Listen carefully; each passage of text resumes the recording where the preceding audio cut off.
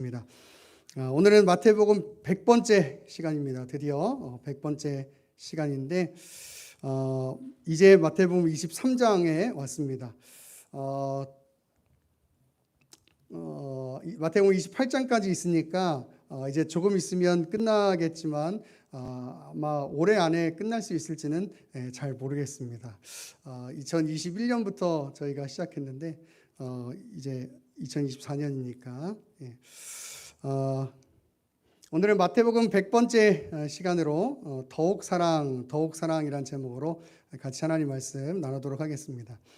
마태복음 23장은 바리새인들과 서기관들에 대한 책망을 기록하고 있는 장입니다. 그래서 우리가 언뜻 생각하면 종교 지도자들에 대한 책망으로 이 마태복음 23장을 여기기가 쉽습니다. 그런데 본문 1절을 보면 이렇게 기록하고 있어요. 무리와 제자들에게 말씀하셨다라고 기록하고 있습니다. 무리와 제자들에게 말씀하셨다.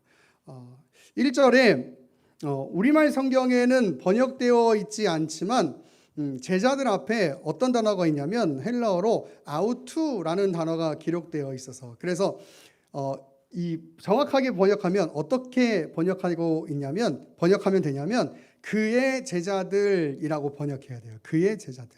이 말은 예수님께서 바리새인들과 서기관들의 행동을 통해서 그를 따르는 그의 제자들에게 교훈을 주시고 계시는 것, 그것이 이 마태복음 23장의 내용이다라고 하는 사실이에요. 이 말은 굉장히 중요한 말이에요. 왜냐하면 우리는 마태복음 23장 하면 종교 지도자들에게 주신 하나님 말씀이라고 생각하기 쉽지만 오늘 본문을 보면 예수님께서 그의 제자들에게, 종교 지도자들의 잘못된 점을 지적하시면서 그 이야기를 그의 제자들에게 말씀하고 있는 거예요. 그 이야기를 조금 더 명확하게 하고 있는 단어가 있는데 오늘 본문 1절에 보면 이해라고 번역하고 있어요. 이해, 오늘 본문 1절에 이해라고 되어 있죠. 근데 이 이해라고 하는 단어는 사실 정확한 번역은 아니에요. 이 이해라고 하는 단어가요, 헬라어로 뭐냐면 토테라고 하는 단어거든요. 토테. 근데 이 단어는요, 그때에라고 하는 단어예요. 그때에. 여러분, 이해라고 하는 단어보다는 그때에라고 하는 단어가 조금 더 여러분한테 다가오시죠. 그때에라고 하는 단어, 그때가 언제냐? 바로 마태복음 22장이 끝나고 그때를 이야기하는 거예요. 마태복음 22장에 무슨 내용이 있냐? 마태복음 22장에 예수님과 종교 지도자들 간에 여러 논쟁이 있던 그때에가 되는 거예요. 그 논쟁은 어떤 논쟁이냐? 바로 종교 지도자들이 예수님을 향해서 야, 너가 정말 메시아가 맞냐? 라고 하는 그 질문을 하고 있는 그때, 그 질문에 대한 예수님이 답을 한 그때에 라고 하고 있는 거죠. 이 얘기는 무슨 얘기냐면 이런 거예요. 예수님이 종교 지도자들이 마태복음 22장에서 야, 너가 정말 참된 메시아가 맞아? 라고 질문을 했잖아요. 그리고 예수님이 답을 했잖아요. 그리고 나서 그 답을 한 다음에 예수님이 그의 제자들에게 예수님 그 종교 지도자들에게 그 잘못을 지적하시면서 막 그의 제자들에게 이제 교훈을 하시잖아요. 그 얘기는 무슨 얘기냐면 이런 거죠. 왜 그들이 나를 참된 메시아로 인정하지 못하고 믿지 못하고 그런 질문을 할 수밖에 없었는 줄 아니? 이런 질문인 거예요. 이런 이야기인 거예요.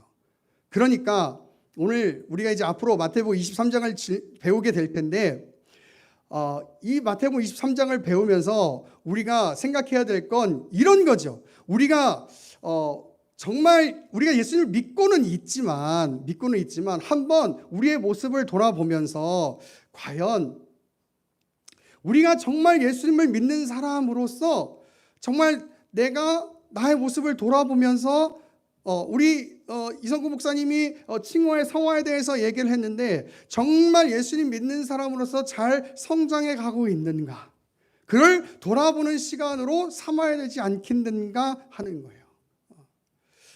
예수님이 종교 지도자들에 대한 잘못을 지적하면서 단지 어떤 오늘날의 종교 지도자들 격에 되는 사람들, 그러니까 뭐 신학자들이나 목사들이나 어떤 그런 격에 있는 사람들이 잘못됐어, 그걸 비판하자는 것이 아니라 그런 이 마태복음 23장에 나온 사람들의 내용들을 보면서 과연 나는 어떤가를 돌아보자라고 하는 것이죠. 여러분, 사람 중에 정말 안타까운 사람들이 뭐냐면 이런 사람들이에요. 다른 사람들은 정말 비판을 잘하면서 나는 잘 돌아보지 못하는 사람들, 그죠? 정말 비판을 잘하면서. 여러분, 제가 아는 어떤 사람은요, 이런 사람이 있어요. 정말 다른 어떤 사역자는 이런 사역자, 다른 사역자가 정말 비판을 많이 하면서 자기는 시간도 잘 안 지키고 약속도 잘 안 지키고 규칙도 잘 안 지키고 이런 사람들이 있어요. 여러분, 그런 사람 볼 때 너무 마음이 안타까워요. 여러분, 우리 그런 사람이 되면 안 되겠죠. 크리스찬으로서, 그죠? 우리가 마태복음 23장을 공부하면서 과연 나의 모습은 어떤가? 내가 정말 이 마태복음 23장을 공부하면서 나는 정말 크리스찬으로서 잘 살아가고 있는가? 이걸 우리가 한번 돌아보자 하는 겁니다. 자, 오늘 본문은 그래서 이제 마태복음 23장의 첫 부분을 우리가 이제 나누게 되는 겁니다. 오늘 본문에서 우리가 가장 중요하게 여겨야 하는 구절은 바로 3절이에요. 3절 후반부에 보면 이렇게 돼 있어요. 그들은 말만 하고 행하지 아니하며 라고 되어 있습니다. 말만 하고 행하지 아니하며. 당시 종교 지도자들은 율법을 가르치는 자들이었습니다. 2절을 보니까 이렇게 얘기해요. 서기관들과 바리새인들이 모세의 자리에 앉았다라고 기록하고 있습니다. 여러분, 모세의 자리는 헬라어로 카데드라스라고 하는 단어인데요. 이 단어는 말 그대로 회당에서 율법을 가르치는 사람이 앉는 그 의자를 의미해요. 의자. 근데 여러분, 이 의자는요, 이 카데드라스라고 하는 단어는 단순히 의자만을 의미하는 것이 아니고요, 율법을 가르치는 그 권위를 가진 사람의 그 상징적인 그 의미를 표현하는 단어이기도 한 것이죠. 즉, 서기관들과 바리새인들은 모세의 권위를 가지고 율법을 가르쳤던 사람들이었다라고 하는 것이에요. 하지만 문제는 그들이 모세의 권위를 가지고 율법을 가르쳤지만 3절에서 말하는 바와 같이 그들은 가르치기는 잘 가르쳤지만 말만 하고 행하지는 않았다라고 하는 것이 그들의 문제였다라고 하는 것이죠. 그래서 예수님께서 그렇게 얘기하는 거예요. 그들은 말하기는 잘 말은 했다. 그런데 행하지는 않았다. 그러니까 너희가 그들이 가르치는 것은 행하고 지켜라. 그러나 그들의 행위는 본받지 말아라 라고 예수님께서 지적하고 가르치고 계시는 것이죠. 한글 성경에는 번역되어 있지 않지만 본받지 말라 다음에 어떤 단어가 있냐면 가르라고 하는 단어가 있어요. 왜냐하면 이라는 단어가 있어요. 그래서 정확하게 번역하면 이런 뜻이 돼요. 그들의 행위는 본받지 말라. 왜냐하면 그들은 말만 하고 행하지 아니하기 때문이다가 되는 거예요. 왜냐하면 그들은 말만 하고 행하지 아니하기 때문이다. 이 말은 하나님의 율법에 대해서 말로는 강조를 많이 하고 있지만 실제로 그들의 삶에서는 순종하고 살아가지는 않고 있다라고 하는 것이죠. 여러분, 이 말을 여러분 잘 생각해 보셔야 돼요. 여러분 한번 생각해 보세요. 여러분, 사람이 그렇잖아요. 말하기는 참 여러분 얼마나 쉽습니까? 그죠? 그런데 그렇게 살아내기란 참 쉬운 일이 아니에요. 그죠? 예를 들면 이런 거예요. 운동을 해야죠. 그래서 살을 참 빼야 되잖아요. 그죠? 근데 그렇게 살아내는 게 참 쉽지 않잖아요. 그죠? 제 얘기하는 거예요. 제 얘기. 예. 역시 저랑 공감하시는 우리 배장로님이 웃어주셔서 얼마나 감사한지. 예. 빼야죠. 그죠? 쉽지 않잖아요. 그죠? 그런 거예요. 사랑하고 섬기면서 살아야죠. 그죠? 그런데 그런 게 참 쉽지 않잖아요. 그죠? 또 인내하고 이해하고 내려놓고 살아야죠. 근데 그게 참 쉽지 않잖아요. 그죠? 또 뭐가 있을까요? 하나님 말씀 잘 지키고 교회 열심히 섬기고 또 그렇게 살아야죠. 그런데 그게 쉽지 않잖아요. 그죠? 그게 아니에요, 여러분. 지금 얘기하는 게 그게 아니에요.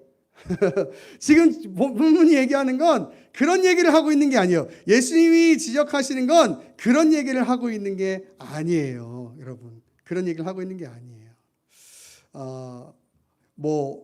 좀 바리새인들이 좀 율법을 잘 알고 있으니까 좀 높은 자리에 있으니까 그들이 가진 교만함 이런 것들을 지적하고 있는 그런 내용이 아니에요. 5절 한번 보시겠어요? 5절. 오늘 본문 5절 한번 보세요. 자, 5절 보면 이렇게 얘기하고 있어요. 그들의 모든 행위를 사람에게 보이고자 하나니라고 기록하고 있어요. 여러분 3절을 보면은 그들은 말만 하고 행하지 않는다고 해서 마치 그들은 그냥 이렇게 순종하지 않는 그리고 어떤 행하지 않는 그런 것으로 오해할 수 있는데요. 지금 예수님의 지적은 이런 거예요. 그들의 모든 행위를 사람에게 보이고자 한다라고 하는 거예요. 예수님께서 지적하시는 건 그 종교 지도자들의 외식적인 모습을 이야기하는 거죠. 그리고서 그들의 행위를 크게 두 가지로 이야기하고 있는데 첫 번째는 경문의 띠를 넓게 하는 것과 옷수를 길게 하는 것. 두 번째는 잔치의 회당의 높은 자리를 좋아하는 것 그리고 시장에서 문화를 받고 랍비라고 칭함을 받는 것 그것을 좋아하는 것을 이야기하고 있어요. 그럼 먼저 경문의 띠를 넓게 한다라고 하는 것은요 이런 거예요. 당시 사람들은요 출애굽기 13장 9절 16절 그리고 신명기 6장 8절 신명기 11장 18절 이거 모르셔도 돼요. 그것에 따라서 뭘 만들었냐면 그 가죽 상자를 만들어 가지고요 그거를 이렇게 그걸 이제 테필린이라고 하거든요. 이제 그거를 이렇게 가슴에 이렇게 차고 다녔어요. 그걸 왜 차고 다녔냐면 내가 이렇게 하나님의 그 안에 이제 율법을 성경을 이렇게 담아갖고 다니는 거예요. 그래서 내가 이만큼 하나님을 이렇게 사랑한다 이런 그 표를 갖고 다니는 거거든요. 그 표를 가지고 다니는데 그거를 이제 크게 해갖고 다니는 거죠. 그러면 어떤 느낌이 드는 거예요? 내가 얼마나 하나님 사랑하는 줄 알아? 이걸 티를 내는 거예요. 티. 똑같은 개념으로 옷술을 길게 한다는 건 그런 거예요. 그 옷술을 치치트라고 하거든요. 치치트. 근데 그거를 왜 하는 거냐면 그것도 마찬가지로 민수기 15장 37절에서 41절을 근거로 해가지고 거기에 이제 하나님의 계명을 기억하는 그 수단으로 이렇게 새겨가지고 옷술에다가 이렇게 새겨가지고 이렇게 다니는 거예요. 그걸 치치트라고 하는데 그거를 이제 길게 해가지고 다니면 여러분 이제 사람들이 저 사람은 하나님의 율법을 이렇게 막 사랑하는 사람이야. 쉽게 말하면 티내고 다니는 거예요. 티내고. 그거를 사람들한테 보이고 다니는 거예요. 보이고. 여러분 그런 거 있잖아요. 예를 들면 제가 이제 뭐 그런 거 안 하는데 큰 이렇게 십자가 목걸이 이렇게 하는 큰 거 막 이렇게 가슴을 가릴 만큼 큰 거 이렇게 제작하고 다녀가지고 여기다가 나의 힘이 되신 여호와여 내가 주님을 사랑합니다 이렇게 십자가 이렇게 새겨가지고 딱 다니면 황 목사 참 거룩한 분이구나. 뭐 이렇게 사람들이 그렇게 생각할 수 있잖아요. 아니면 뭔가 제가 이렇게 뭐 설교를 이렇게 막 크게 하는데 이렇게 크게 하지도 않고 막 거룩한 목소리로 할렐루야. 뭐 이렇게 하면은 왜 괜히 막 거룩해 보이고 막 그런 거 있잖아요, 여러분. 그런 거 있잖아요. 그런 거예요, 그런 거. 그렇게 티를 내고 다니는 거예요. 사람들한테 보이고자 하는 거죠. 두 번째로는 그들이 잔치의 윗자리야 회당의 높은 자리 또 시장에서 문안받는 것과 선생님 랍비라고 칭함받는 것을 사람들에게 좋아했다라고 얘기하는 거예요. 즉 사람들한테 존경받고 인정받는 것을 좋아했다라고 하는 거죠. 괜히 하고 다니면서 이 사람들이 이제 뭐 가죽 상자도 큰 거 메고 다니고 옷들도 길게 하고 다니면서 내 자리가 어디인가 하고 돌아다니면은 사람들이 여기 높은 자리에 앉으세요 막 이런 거 있잖아요. 그럼 괜히 그러고 돌아다니는 거예요. 사람들한테 인정받고 존경받고 높임받고 이런 걸 좋아하는 거죠. 예수님의 가르침은 어때요? 오히려 높아지기보다 낮아지라고 하고 그러셨잖아요. 여러분 이게 다른 거예요. 다른 거. 우리가 신앙생활하면서 가장 경계해야 되는 것이 무엇이냐면 바로 이 외식적인 마음이라는 거죠. 물론 여러분 우리가 사람들에게 보여지는 그 모습을 중요하게 생각할 수도 있을지도 모르겠어요. 우리가 아주 그런 모습을 배제할 수 없겠죠. 예를 들면 우리가 사람들한테 보이기 싫다고 괜히 기도할 것도 기도 안 하고 찬양할 것도 찬양 안 하고 괜히 하나님께서 주시는 마감이 있는데 기도 억지로 참고 무슨 기쁨도 억지로 참고 눈물도 억지로 참고 그럴 필요가 있겠습니까만은, 그러나 우리가 이렇게 바리새인들이 하는 것처럼 괜히 억지로 내 마음과는 상관없이 이런 일을 해야겠냐는 말이에요. 정말 중요한 것은 내가 하나님 앞에서 정말 진실된 모습으로 하나님 앞에서 주님을 사랑하는 마음으로 서 있는가, 내가 정말 하나님을 사랑하는 마음으로 정말 예배하고 정말 내가 하루하루를 그렇게 살아가기를 애쓰는가 하는 것, 여러분 그것이 우리에게 있어서 가장 중요한 것 아니겠는가 하는 거예요. 여러분 저는 제가 가지고 있는 목회관이 있어요. 그건 뭐냐면 하나님 앞에서 진실하자, 성도분들 앞에서 진실하자. 여러분 사람이니까 그럴 수 있잖아요. 목회자라고 늘 성령으로 충만할 수 없고 은혜로 충만할 수 없잖아요. 가장 괴로운 게 뭐냐면 그런 거예요. 예배를 인도해야 되는데 내가 은혜로 충만하지 못할 때, 여러분 그럴 때가 가장 목회자가 괴로워요. 그 심정을 여러분 아셔야 돼요. 왜냐하면 큰 교회 작은 교회 상관없이 모든 그 예배자분들이 다 정말 은혜 받겠다고 이렇게 이제 앉아 계시는데 제가 찬양 인도하고 설교하고 기도 인도하고 해야 되는데 내 마음에 은혜가 충만하지 못한 거예요. 그만큼 여러분 괴로운 일이 없어요, 진짜. 그래서 진짜 여러분 이 표현을 써야 되는데요. 몸부림쳐야 돼요, 진짜. 몸부림쳐야 돼요.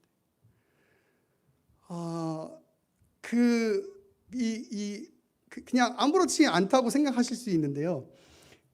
제 안에 어떤 그 갈등과 고민과 괴로움이 있냐면 이 자리에 감히 서서 은혜의 통로로서의 역할을 감당을 해야 하는데, 물론 하나님께서 하시는 일이지만 제 안에 이 고민과 갈등은 그런 거예요. 내가 방해꾼이 되면 안 되는데, 그래서 진짜 그 은혜의 통로로서 내가 은혜로 충만해서 하나님의 은혜를 흘려보낼 수 있는 존재가 되어야 되는데 오히려 방해꾼이 되면 안 되는데, 그 마음과 고민과 갈등과 그래서 그 몸부림이요, 진짜 어떻게 말로 표현할 수 없는 그 갈등과 고민이 있어요. 그래서 항상 그냥 하나님 앞에서 성도분들 앞에서 진실하자, 이게 제 목회관 중에 하나거든요. 진짜 그래요. 살아가는 게 여러분 그래야 된다고 생각해요. 우리가 하나님 앞에서 진실하고 하나님 앞에서 하나님을 사랑하는 마음으로 그렇게 서 있는 것, 여러분 그렇게 살려고 애쓰는 것, 여러분 그것이면 전 충분하다고 생각해요.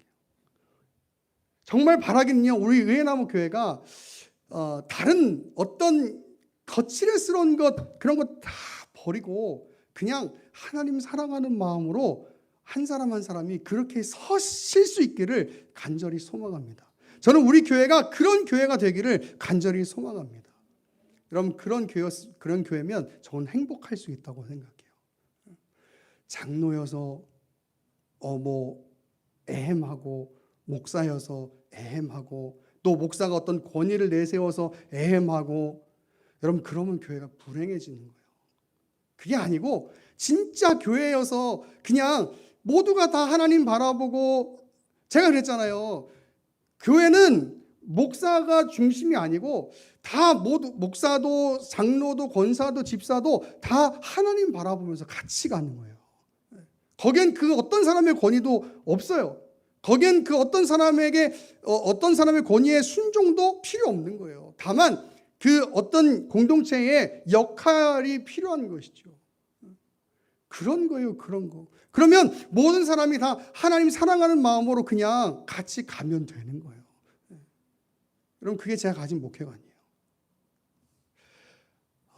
여러분 지금 어떤 마음으로 교회에 와 계십니까? 제가 아까 찬양 시간에도 나누었지만 정말 교회가 정말 제가 에필로그 사역 다니면서 느끼는 게 뭐냐면 교회가 다 분위기가 다른데요. 어떤 교회는 진짜로 은혜로 충만한 교회가 있어요. 그 교회를 가서 보면요. 성도님들이 막 내가 은혜 받겠다고 마음으로 달려드는 분들이 계세요. 근데 어떤 분들은 그냥 마음으로 팔짱 끼고 계시는 분들이 계세요. 진짜. 저는 우리 의회나무 교회가요. 익숙하지 않고요. 마음으로 하나님 앞에 마음으로 은혜 받겠다고 달려드시는 그런 교회가 되실 수 있기를 간절히 축원합니다. 그런 교회가 되어야 돼요. 여러분 사람이 무엇인가를 오래도록 하다 보면요 매너리즘에 빠질 수도 있게 마련이죠. 그렇죠? 뭐 그런 거 있잖아요. 어떤 좋은 직장을 오래도록 다니다가도 보면은 그 직장이 진짜 좋은 곳인가 하는 생각이 들 때도 있고 불만이 생길 수도 있잖아요. 그렇죠? 무감각해지기도 하고 그 좋은 점들이라고 하는 것이 이 생명까지 내어줄 정도로 사랑해서 결혼했던 사람이라도 오래도록 같이 살다가 보면은 익숙해져서 싸우기도 하고 그런 것이 부부 관계기도 하고 뭐 그런 건데 그게 인간의 마음인데 여러분 신앙도 그러지 않겠어요? 오래도록 같은 교회에서 같은 장소에서 같은 사람들과 신앙생활 하다 보면 그 처음 만난 그 첫사랑의 감격과 기쁨이 그 감정 그대로가 어떻게 지속될 수가 있겠어요? 그죠? 그런데 그런 것과는 그게 잘못이진 않겠지만 그러나 우리 마음에 늘 그 마음을 가지려고 애써야 하는 거예요. 익숙해져서 편하고 뭐 이렇게 뭐랄까 안정감이 있는 것 그것이 잘못은 아니겠지만 그러나 그것 때문에 우리의 영적인 이 마음이 뭔가 하나님과 멀어져서는 안 돼요. 늘 교회 왔을 때는 하나님의 은혜가 필요하다는 마음으로 늘 사람들한테 보이고자 하는 그런 그 외식적인 마음이 아니라 하나님 오늘도 나에게는 하나님의 은혜가 필요합니다 라는 마음으로 하나님 오늘도 내가 하나님 앞에 가까이 나아가기를 소망합니다 라는 마음으로 그렇게 신앙생활하고 사셔야 되는 거예요. 여러분 그렇게 사시려면 어떻게 해야 되느냐? 다른 거 필요 없어요. 오늘 찬양부터 쭉 아마 주제를 아시겠지만 하나님 사랑하는 마음으로 나가야 돼요. 하나님 사랑하는 마음.